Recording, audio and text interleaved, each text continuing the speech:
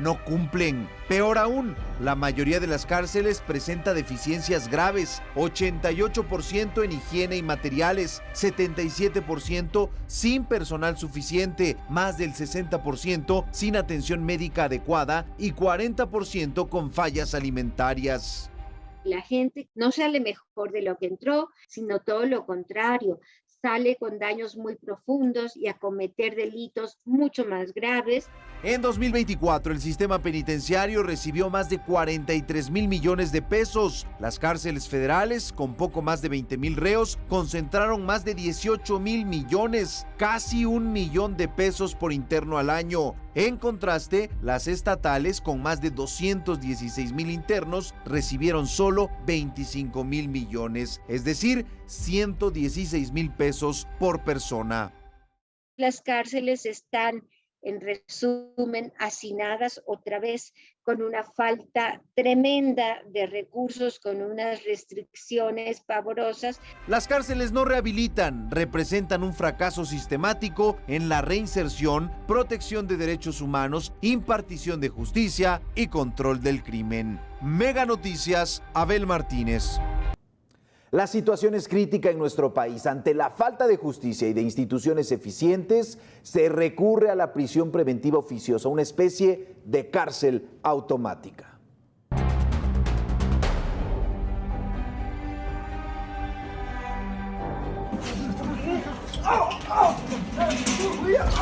En las cárceles se violan sistemáticamente los derechos humanos. 85,945 personas, el 36% de la población penitenciaria, están en prisión sin sentencia. Más del 40% lleva más de un año esperando un fallo que podría ser absolutorio.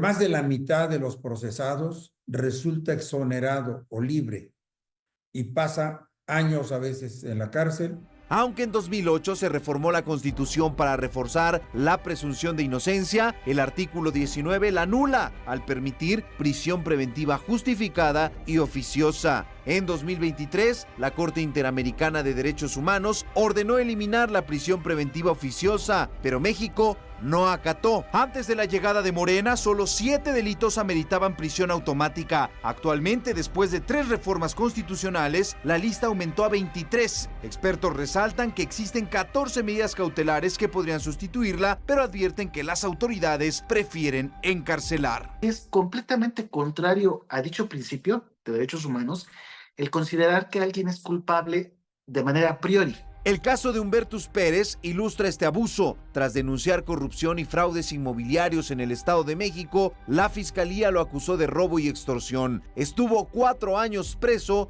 y solo con amparos probó su inocencia. He visto llorar a muchos jóvenes, vi varios suicidios de sentencias de gente inocente. Es muy dura la cárcel. Especialistas culpan a fiscalías rebasadas y a un poder judicial rezagado. El gobierno y las fiscalías juegan, como decimos nosotros, para las tribunas. Y entonces meten la nota del detenido y con eso aplacan la ira social. Si se concluyeran los procesos pendientes, más de 85,000 personas podrían recuperar su libertad o recibir sentencia. El encarcelar mientras averiguamos, esto les está llenando cada vez más de prisioneros. Mega Noticias, Abel Martínez. La crisis penitenciaria es tan grave que las autoridades delegan el control a los prisioneros, criminales dominando las cárceles.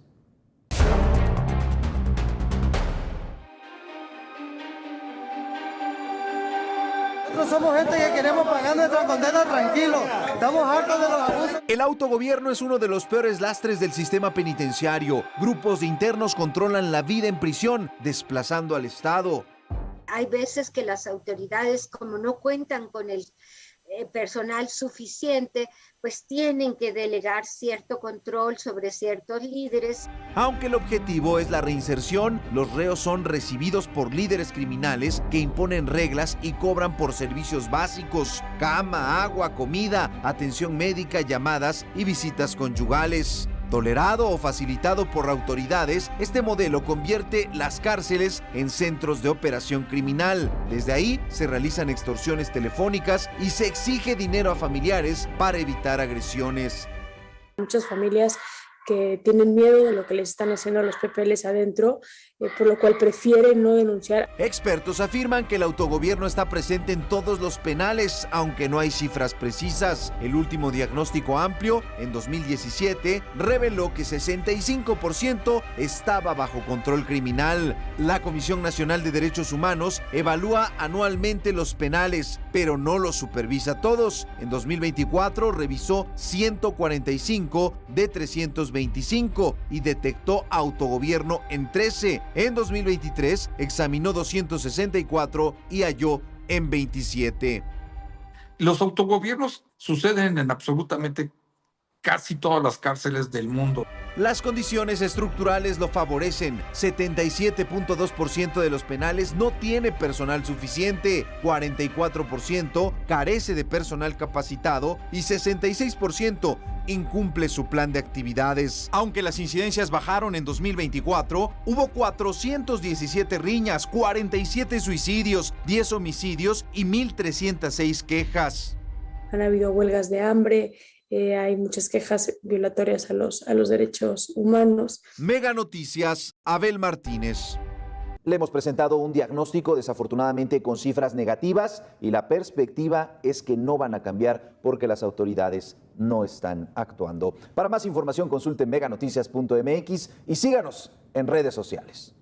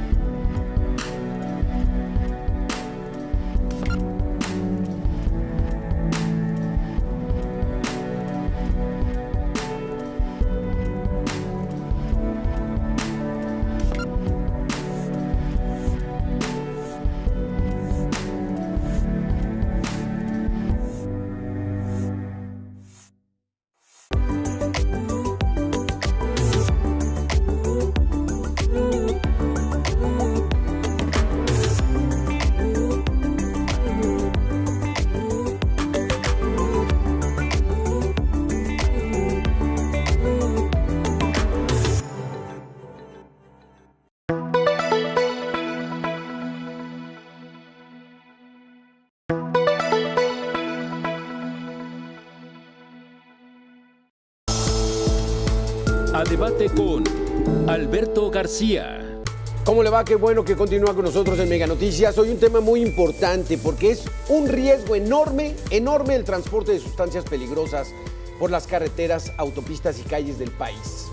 Apenas en septiembre pasado, la volcadura de una pipa, usted la recuerda, en la alcaldía de Iztapalapa, puso de nueva cuenta en la agenda pública el peligro que representan estas pipas. Exceso de velocidad, mal mantenimiento, choferes no capacitados, en fin, algo que no se trabaja en serio y por eso ocurren frecuentemente este tipo de accidentes terribles, mortales. Más de 30 personas fallecieron. Entre enero y septiembre del mismo año se reportaron 16 accidentes que involucran pipas en las 5 autopistas que conectan a la Ciudad de México con el resto del país. La México-Puebla, la de mayor incidencia. Las autoridades buscan reducir los riesgos, pero la primera pregunta es cómo se regula el transporte de carga de sustancias peligrosas en nuestro país. Hay iniciativas, hay intenciones, la famosa voluntad política. Ese va a ser nuestro tema de debate. Lo invito a que se quede con nosotros. Comenzamos. A debate. Como es habitual a esta hora en Mega Noticias, vámonos a debate. Le doy la bienvenida al senador Saúl Monreal, senador por Morena, y Daniel Chimal García, diputado federal por el PAN.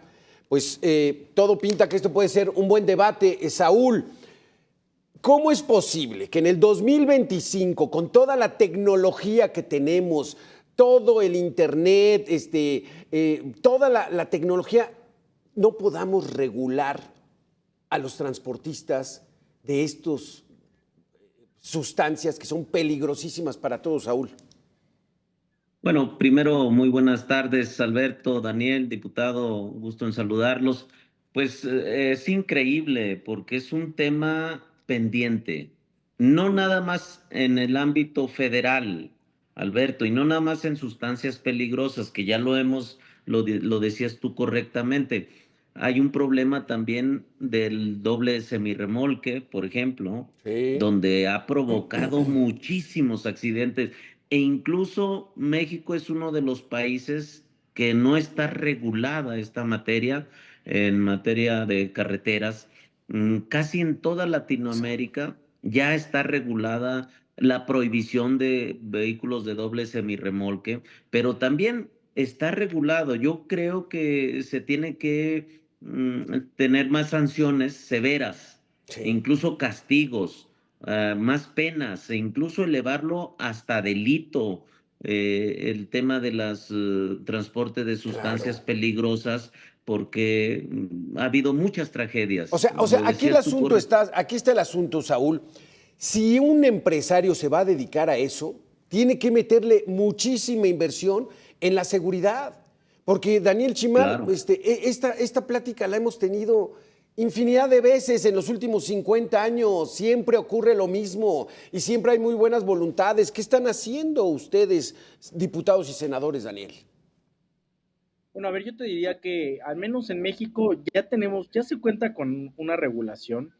Aquí lo que desgraciadamente pasa es que faltan todavía temas en los que se debe de reforzar.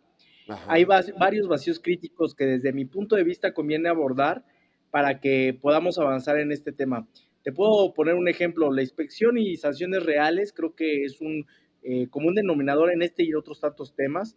La capacitación obligatoria del personal, también la creación de rutas autorizadas y mapas de riesgo que desgraciadamente no se tiene aún algo en concreto con respecto a este tema. Y algo bien importante que mencionaba mi compañero Saúl, al cual saludo también, el tema de la armonización nacional en el tema de regulación, porque no hay a veces una unificación de reglas claras entre la federación, los estados y los municipios. Y ahí aparecen ciertas contradicciones que vienen a ocasionar que en algunos lugares parezca que son tierras de nadie. Y algo bien importante que con lo que yo cerraría, el tema, es un tema que aqueja a toda la gente y nos afecta en muchos extractos sociales y en muchas instituciones, y sobre todo ahorita en el tema de la seguridad, el tema de la corrupción, que es un tema que en muchas ocasiones se arrastra y que ahí está uno de los grandes problemas. Es que es eso, Daniel, Saúl. O sea, en ocasiones parece que el Estado es muy débil. Parece que el Estado es rebasado por cualquiera. Y el Estado me refiero al gobierno, al poder ejecutivo, legislativo y judicial y todas las instituciones que conllevan a la integración del Estado. O sea, los dobles remolques son de empresas refresqueras. ¿Los doblan a los diputados y a los legisladores? ¿Las empresas por sobre las leyes? Pareciera, Alberto, que no hay regulación, fíjate. Sí hay, incluso hay normas oficiales mexicanas donde en específico se regula. Falta más, por ejemplo, los horarios, dónde se puede transportar, pero hay que decirlo, por eso yo insisto en que se debe de aplicar o sancionar, porque les vale a las empresas les vale y no acatan, aunque haya una norma oficial mexicana, las empresas y los conductores.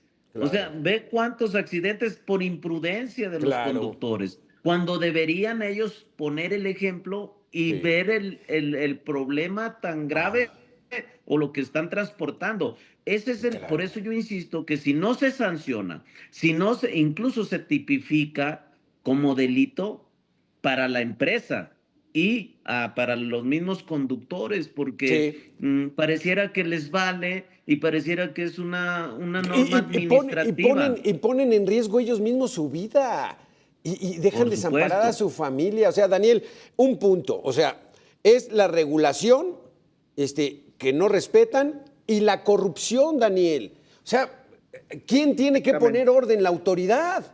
Ustedes presionen para que la autoridad sea la que responda a estas sanciones, si el reglamento ya está.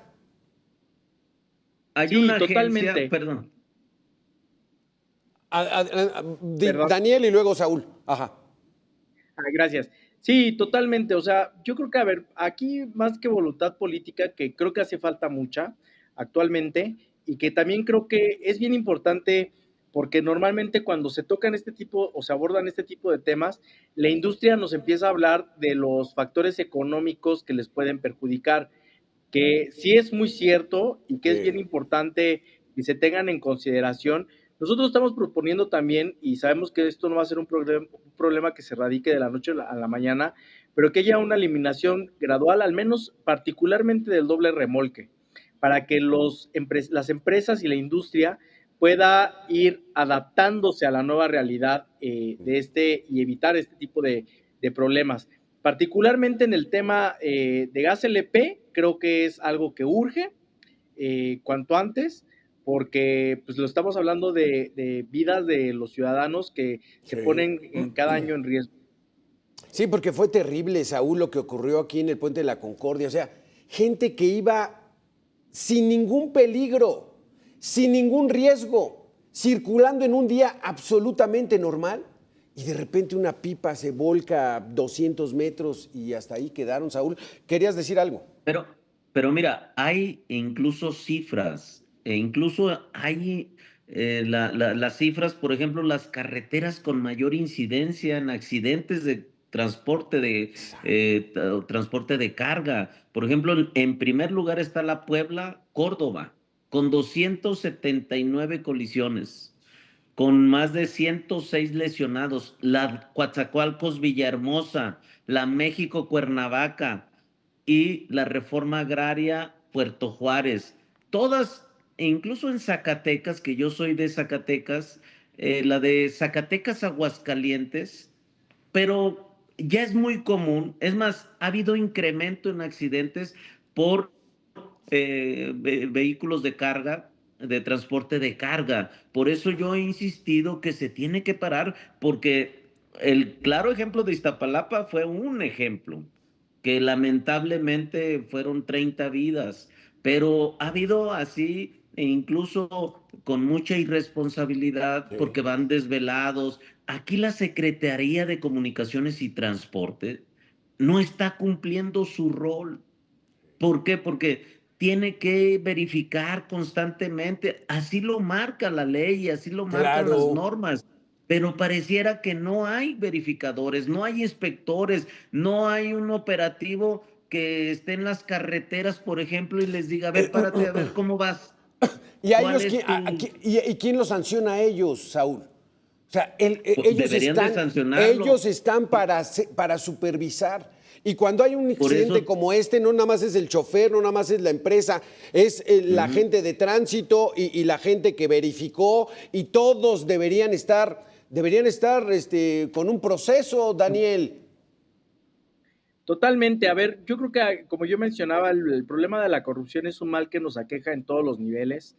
Y si a eso le agregamos ahorita, y desgraciadamente, se forma un cóctel perfecto de puras irresponsabilidades de parte del gobierno, el tema del crimen organizado. Aquí es bien importante también mencionarlo, porque en muchas ocasiones el crimen organizado controla la ruta y el trasiego de muchos de muchos productos Sí. legales y no legales, y tienen controladas las carreteras por completo. Y obviamente son una red de complicidades y no hay una responsabilidad de toda la cadena. En este caso, de la parte que legalmente sí debemos de atacar es que el generador, el expendidor, el transportista y todos respondan por sus errores y sus omisiones, porque es bien común que en México solamente se culpa al chofer, cuando en realidad estos únicamente son obligados a transportar una mercancía, y obviamente ellos como fruto, como es su trabajo y es fruto de lo que ellos llevan a su casa,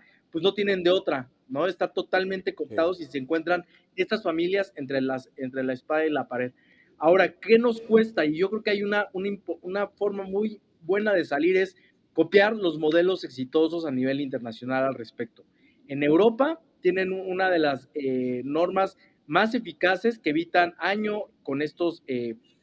regulaciones que evitan los accidentes, hay horarios permitidos, hay rutas permitidas, trazos permitidos, y creo que eso es lo que nos hace falta en México para podernos, pero si no vamos con lo más básico, que es sentirnos seguros en las carreteras, pues cómo vamos a poder avanzar a lo que sigue. Sí, es que dice Daniel, y les pregunto a los dos, o sea, ¿el crimen organizado nos trae en jaque también en este sector? O sea, ¿realmente aquella declaración de Estados Unidos que el 30% del territorio mexicano está gobernado por bandas del crimen organizado es real, Saúl?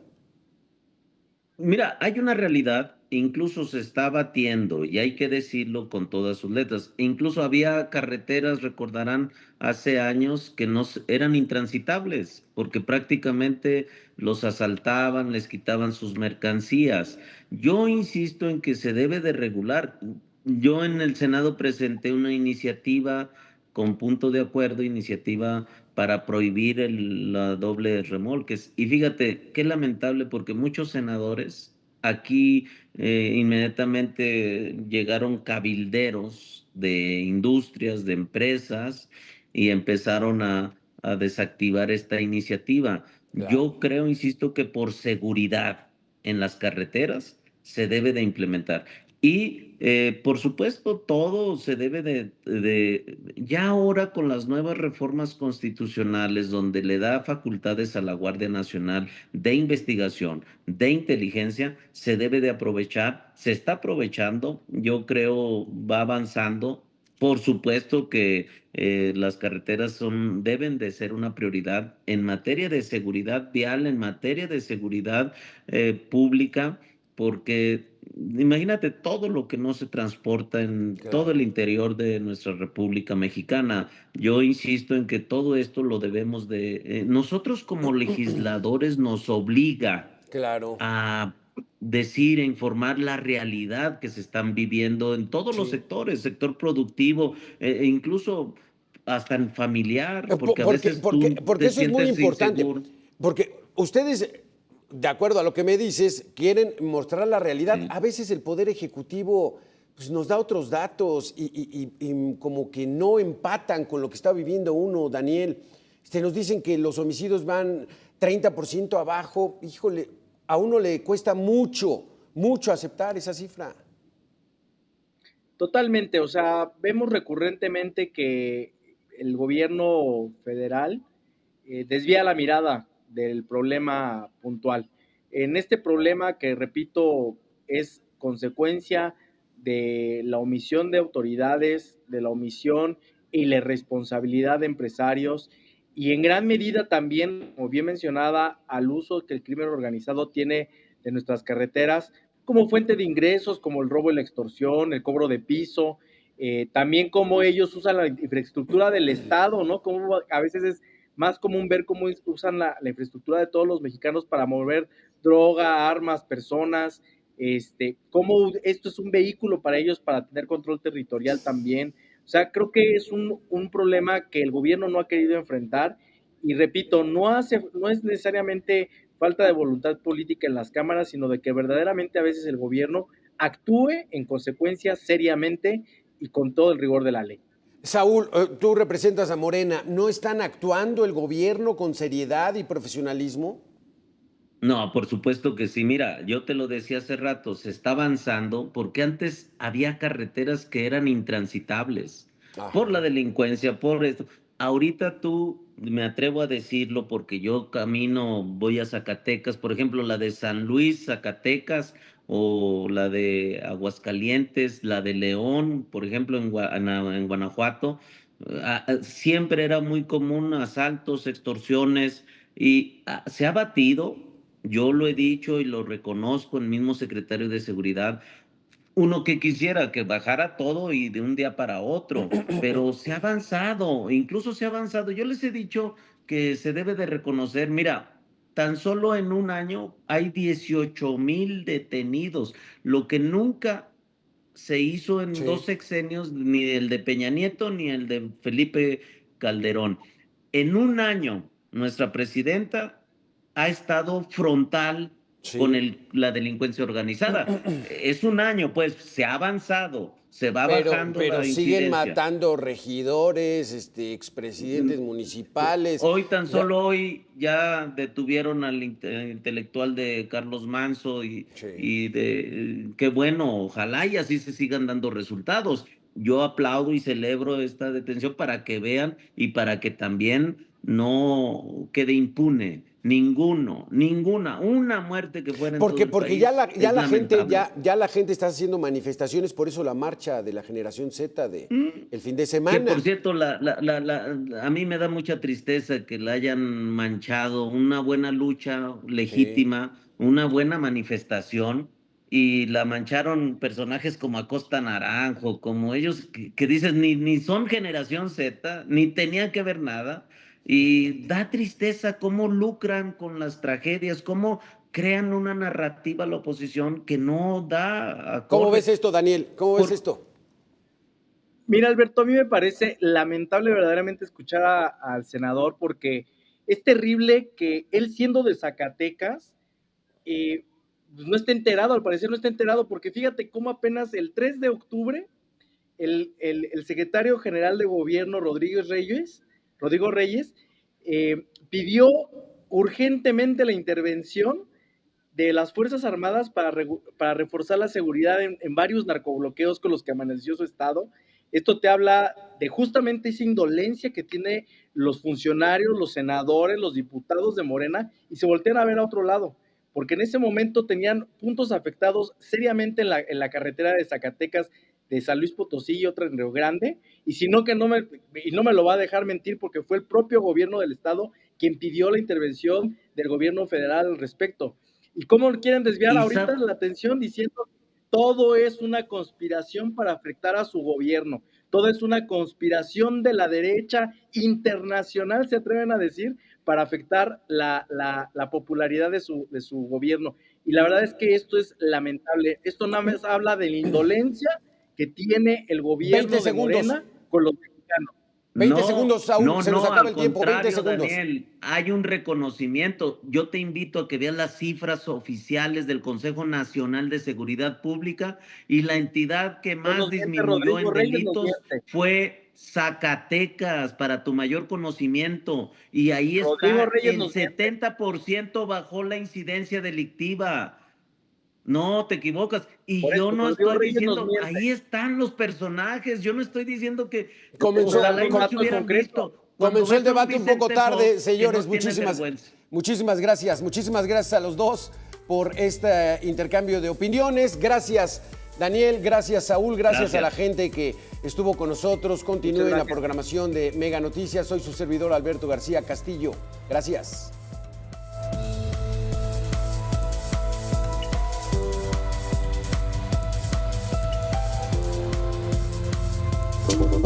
Mega Noticias Informa con Jorge Espejel. Se quedó calientita la mesa ahí con mi compañero Alberto García. Mucho que debatir en torno a seguridad de la generación Z, pero lo que a nosotros nos concierne, evidentemente la nota del día es la captura del autor intelectual o uno de los autores intelectuales del asesinato del presidente municipal de Uruapan, Carlos Manso. Vamos a estar hablando sobre ello, también sobre las cárceles desbordadas que lamentablemente tenemos en este país y sobre la audiencia de uno de los gobernadores confesos más ladrones en la historia de este país que posiblemente ya pudiera quedar en libertad. Soy Jorge Espejel, los dejo con el rostro de la noticia.